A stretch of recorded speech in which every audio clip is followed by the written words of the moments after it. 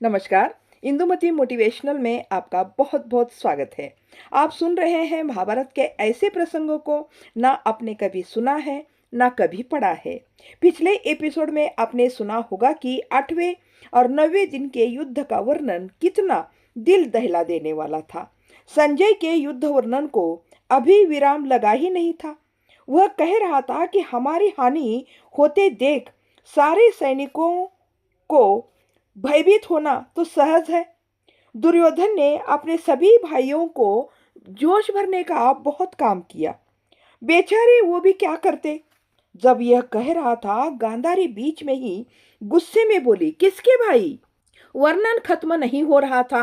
अंधेरा छा गया था। दासी ने आकर दिए में तेल डालकर बत्ती को थोड़ा सा बढ़ा दिया था। विदुर बोला कि अपने भाई मतलब हमारे सभी भाई, क्योंकि पांडव 5 है तो हम 100 है ना। दुर्योधन अक्सर कहता था ना कि मेरे 99 छोटे भाई है। यदि वे हमसे युद्ध करने आए तो उनका हम सब भाई मिलकर कचूमर निकाल देंगे। यह बात वो राज्यसभा में कहा करता था ना, तो अब युद्ध भूमि में नहीं कहेगा क्या? गांधारी कुछ नहीं बोली, मौन रही। धृतराष्ट्र सोचने लगा, गांधारी के पेट से तो 14 ही पुत्र पैदा हुए और एक पुत्री। यह हिसाब तो बिल्कुल ठीक है। वे विदुर से पूछते हैं कि विदुर, 100 में से ये 14 घटा दो तो कितने बचेंगे? प्रसंग एकदम समझ में न आने पर भी विदुर ने मुंह से तुरंत बोल दिया, 84। धृतराष्ट्र सोचने लगा कि फिर दुर्योधन ने कैसा हिसाब किया।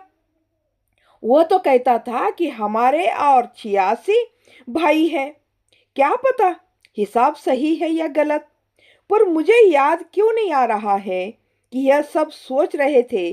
तभी संजय कहता है, यहाँ आते समय पत्नी को बाहर बुलाकर मुख भर दिखाकर आया था। घोड़े से उतरा भी नहीं था। अब बहुत देर हो चुकी है, अब जाकर विश्राम करता हूँ। परसों फिर युद्ध भूमि की ओर चल पड़ना है मुझे। अब मुझे जाने की आज्ञा दीजिए। महाराज ने आज्ञा दी। सब चले गए। सोने के एक घड़ी बाद ही जग कर महाराज ने एकदम दासी कहकर जोर से पुकारा। ऊँघती हुई दासी के भागकर आने की पदचाप सुनाई दी। धृतराष्ट्र फिर जोर से चिल्लाते हैं, दिया क्यों नहीं जल रहा है? दासी ने कहा, जल तो रहा है महाराज। महाराज ने कहा, झूठ बोलते हो। दासी ने कहा, झूठ नहीं, सच कह रही हूँ। आपको यह कैसे सिद्ध करके दिखाऊं? महारानी को जगाकर यदि उनसे कहलवाना चाहूं तो उन्हें भी आंखों से नहीं दिखता। धृतराष्ट्र ने कहा, गंध नहीं आ रही है ना? दासी ने कहा, दिया जलते समय तनिक गंध आती है, बूझते समय गंध से नाक भर उठती है, और जब चुपचाप दिया जलता है तब गंध कैसी? धृतराष्ट्र चुप हो गया। दासी वापस चली गई। धृतराष्ट्र को नींद नहीं आ रही थी। उसके यह ध्यान आया था कि राजभवन में कोई नहीं है। बेटे पोते, उनकी पत्नियां और बच्चे, यहाँ तक कि पीछे सूत टोले भी नाम के लिए थे। एक भी यहाँ पुरुष नहीं बचा था। अधिकांश स्त्रियां तक चली गई थी। धृतराष्ट्र फिर सोचता है, ये कैसी पत्नी है? मैं कितना जोर से चिल्लाने पर भी उसकी थोड़ी भी आंख खुली भी नहीं। आजकल बातें भी नहीं करती है। कितना अकेला पड़ गया हूँ। केवल दासी ही बात करती है। धृतराष्ट्र अपने आप को सांत्वना देते हैं, जाने दो, सोने का फिर प्रयास करते हैं।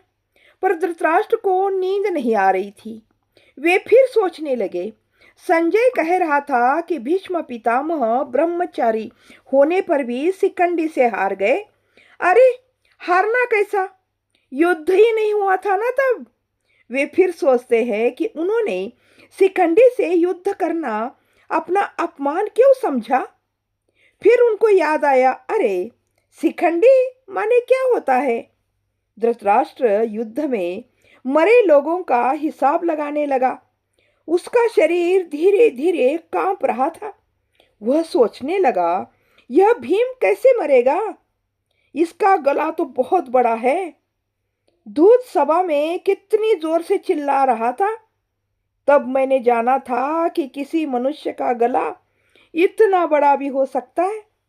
इन सब बातों की याद कर धृतराष्ट्र के पेट में खलबली मच गई। उसे सहन करना कठिन लगने लगा। वह पीड़ा असहनीय थी। वह याद करने लगे, प्रातः, दोपहर और रात में मैंने क्या क्या खाया था। उन्हें याद आया, सख्त मांस था, बिना उबला धान्य, कुछ भी तो नहीं खाया था। जब से दांत ही नहीं तब से केवल मांस का रस भर लेता हूँ। उनको ऐसा लगा कि पेट की गड़बड़ी चल रही है। वे सोचते हैं दासी को पुकारना नहीं चाहिए, वह चिढ़ती बहुत है। यह सोचकर वे सीधे लेट गए। तब उनको मरे हुए 17 बच्चों की याद आने लगी। वे सोचने लगे, भीम ने एक बार 8 और एक बार 9 पुत्रों को मार डाला। धृतराष्ट्र याद करने लगे, वे सब कौन से दासी के पुत्र होंगे। तभी धृतराष्ट्र का पेट जोर से दुखने लगा। उनको लगा अब तो दासी को कोई तो दवा लाने के लिए भेजना चाहिए। फिर सोचते हैं कि नहीं, वह दासी भी गई यहाँ से तो यहाँ कोई नहीं रहेगा। राज वैद्य को जगाकर दवा लाने तक बहुत देर हो जाएगी। धृतराष्ट्र सोचने लगे, पता नहीं वो राज वैद्य भी यहाँ है कि युद्ध भूमि में चले गए हैं। पेट का दुखना कम होना जारी ही था। वे सोचने लगे, संजय बता रहा था कि मरे हुए 8 तो एक ही माँ के पुत्र थे। सबसे बड़ा 50 का था। उसकी माँ कौन होगी। वे सोचने लगे, सुनामी, दीर्घकेगी, कौन हो सकती है। अब दासियों के नाम भी याद नहीं आ रहे हैं। अब कितने वर्ष हो गए। उन लोगों की कुछ अधिक आयु हो जाने के बाद उन्हें व्यक्तिगत सेवा से हटाकर दूसरे कामों में लगा दिया जाता था। उस समय की वह दासियां अब जीवित है भी क्या नहीं पता नहीं। वह दासियां एक दूसरे से ईर्ष्या करने लगती थी। उनमें प्रतिस्पर्धा रहा करती थी। पर अब एक का नाम भी याद नहीं। केवल एक विशाखा नाम की दासी का नाम याद है। उसी का पुत्र तो युवोत्सु शत्रु पक्ष में जा मिला था।